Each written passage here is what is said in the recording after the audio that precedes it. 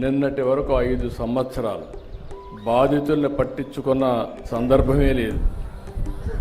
మీకోసం ఆలోచించిన దాఖలాలు లేవు. కడాన మిమ్మల్ని చూస్తే చాలా బాధేస్తుంది. నేనే మీకు ఒక భరోసా ఇచ్చాను.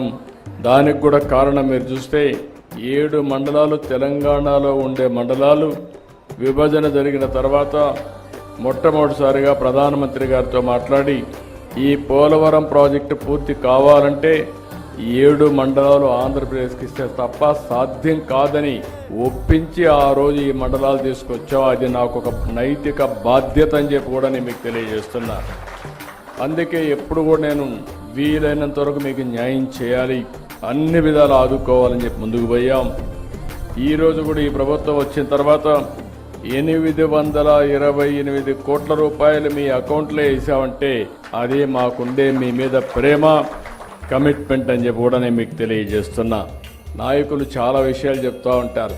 ఫ్రీగా వచ్చింది కాబట్టి ఆ రోజు మీరు చూస్తే అపోజిషన్లో ఉన్నాడు కాబట్టి 10 లక్షలు ఇస్తామని అనౌన్స్ చేసి వెళ్ళిపోయాడు. ఇచ్చాడా అని నేను అడుగుతున్నా. 5 ఏళ్ళు ఒక పైసా ఇచ్చాడా అని అడుగుతున్నా. వరదలు వస్తే మిమ్మల్ని చూశారా అని అడుగుతున్నా.